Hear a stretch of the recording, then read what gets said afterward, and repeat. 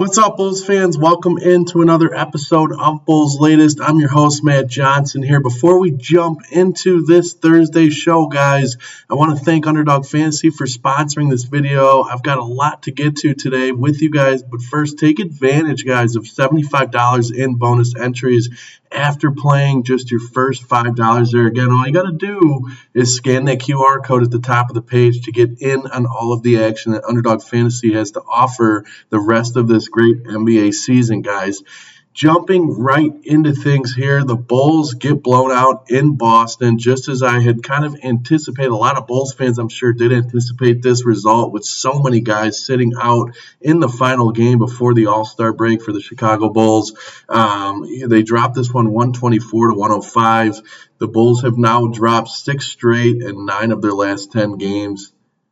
Isaac Okoro was a late add to an already crowded injury report for the Bulls with left knee soreness, and ultimately would not play along with the likes of Josh Giddey, Trey Jones, and Jalen Smith. All of those guys sat out this contest ahead of All-Star Weekend there.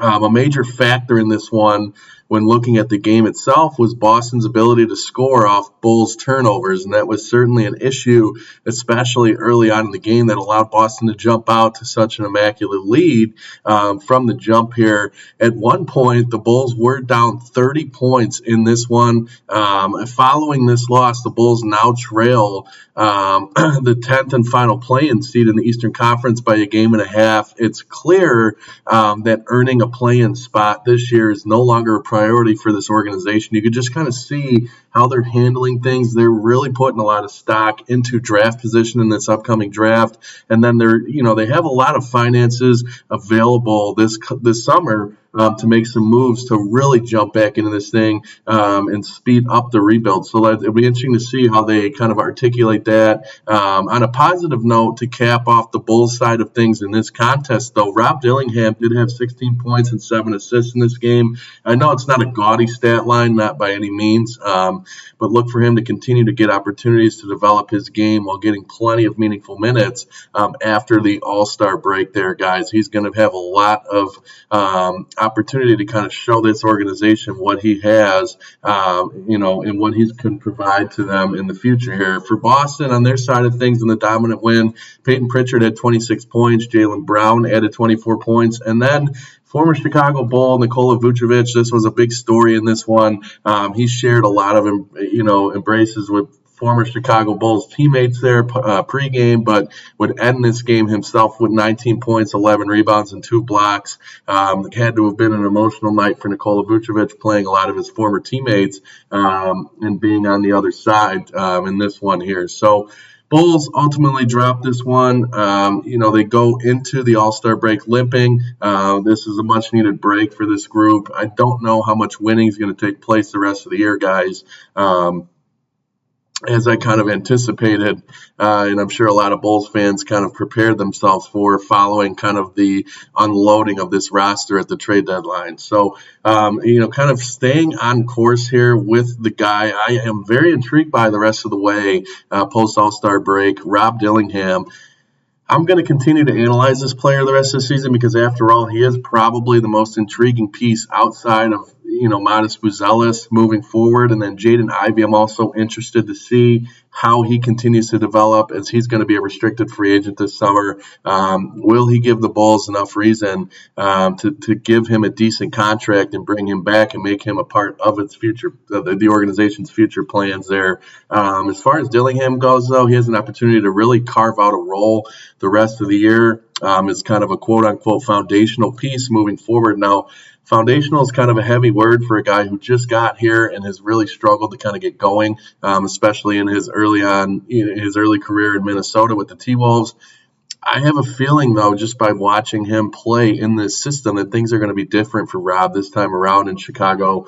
Look for him to have an expanded role moving forward, and look for him to continue to get opportunities to prove that he belongs here and that he is going to have a large role in what the Bulls are going to do moving forward. So I'm certainly intrigued to kind of see that as we continue to unfold the rest of this NBA season for the Chicago Bulls, guys.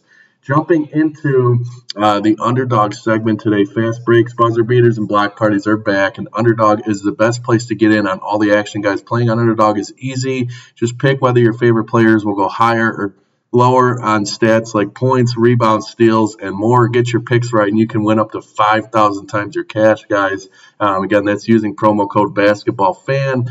You get $75 in bonus entries when playing your first $5.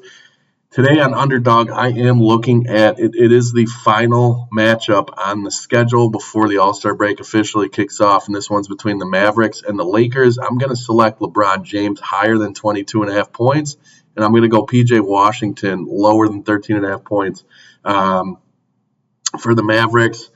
I just think LeBron's going to want to go into what could be the final All-Star break of his career on a high note. I think he is going to show out for a Lakers team who's really been lackluster of late. Now, I know they had a lot of injuries. They've been sitting guys recently. So it's kind of an interesting situation there in LA. Rob Pelinka definitely has the pressure mounting in Los Angeles under the Jeannie Buss and that ownership there. So certainly going to be interesting. Expect LeBron to have a solid performance heading into the All-Star break. I go higher on his 22.5 points. P.J. Washington for Dallas, with the news that Cooper Flagg's going to miss this one. He will also miss the All-Star break with an injury there. So Cooper Flagg will be out. I don't think P.J. Washington's line is low enough here, guys. I don't know if he's necessarily going to be the guy in the bell cow in terms of the scoring. If you guys head over to Underdog Fantasy, scan that QR code to join today. You can look at some of the markets that they have in that game, and there's some higher point totals for some other Maverick players there. I just think P.J. Washington, it's not necessarily a great matchup for him in the final game before the All-Star break for them as well. This is a matchup that I think you can feel pretty comfortable about going lower on his 13.5 points there, guys, and play it comfortably. Must be 18 plus. 19 plus in Alabama and Nebraska. 19 plus in Colorado for some games. 21 plus in Arizona, Massachusetts, and Virginia. And present in a state where Underdog Fantasy operates. Terms apply. See assets.underdogfantasy.com/play and get terms DFSTML for details. Offer not valid in Maryland, Michigan, New Jersey, New York, Ohio, and Pennsylvania. Concerned with your play? Call 1-800-GAMBLER or visit www.ncpgambling.org. In New York, call the 24/7 helpline at 1-877-8 or text from 467-369.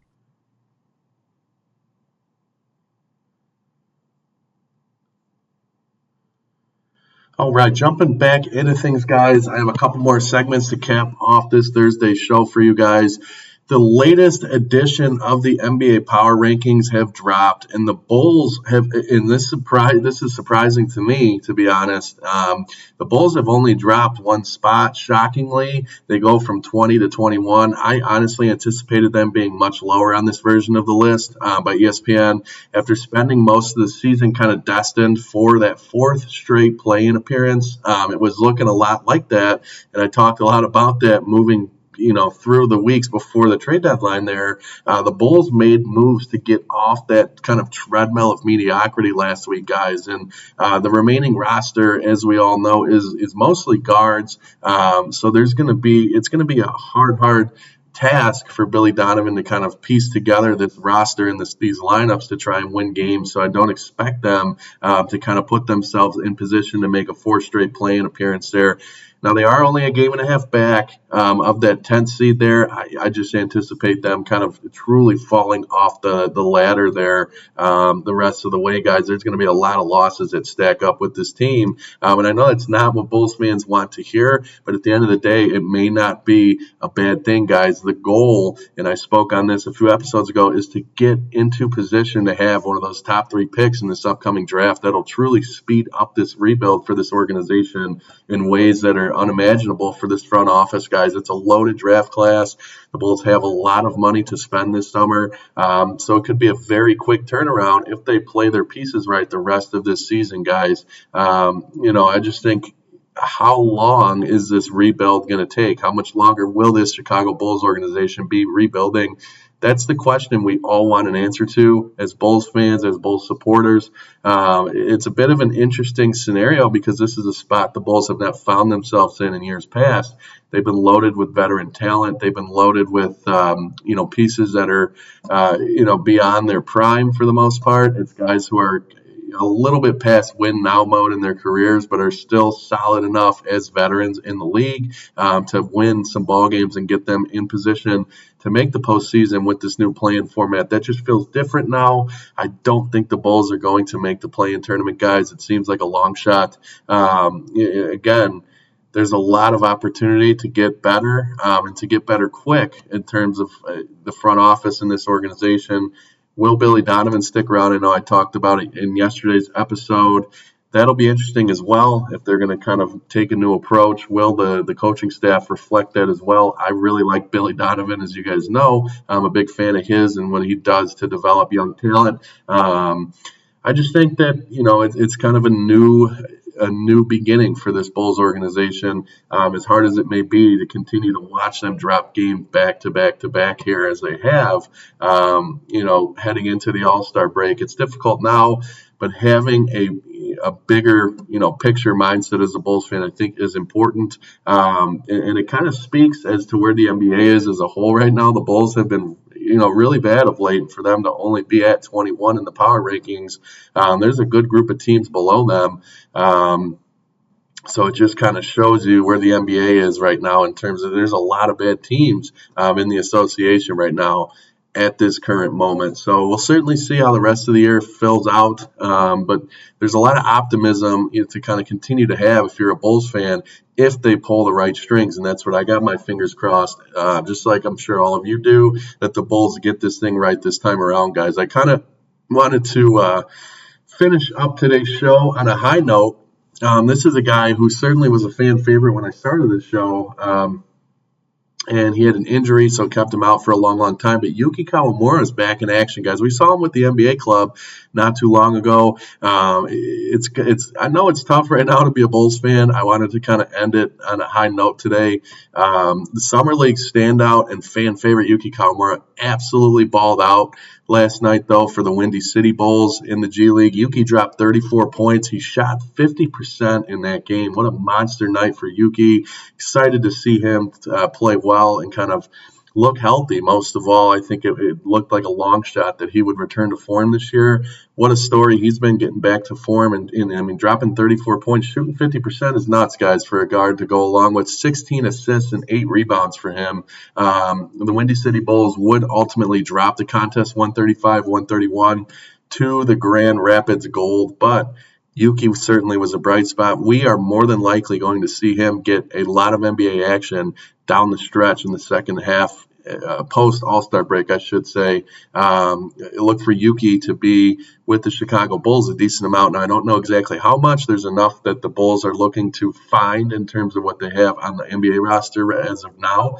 But Yuki certainly should get some tick with the NBA roster there, as he's certainly well liked. So that'll do it today, guys. I want to thank Underdog Fantasy again for sponsoring this video. Scan that QR code ahead of All-Star Weekend. There's a lot of great markets on Underdog Fantasy to take advantage of. I'm not sure if they're going to have stuff up for the Rising Stars game. It's a bit of an interesting format this year. It's kind of split, and that's the NBA All-Star game. It's kind of split into a few different matchups there. It's a round robin, so they certainly will have some markets you can take advantage of on that. So thanks again for Underdog Fantasy's sponsorship of this video. Thank you guys for your constant, awesome support of this channel. You guys have been great. Bulls are going to be off for a little bit here. I will still have shows running for you guys through next week until they get back into action. And that'll do it, guys. I will see you guys next time.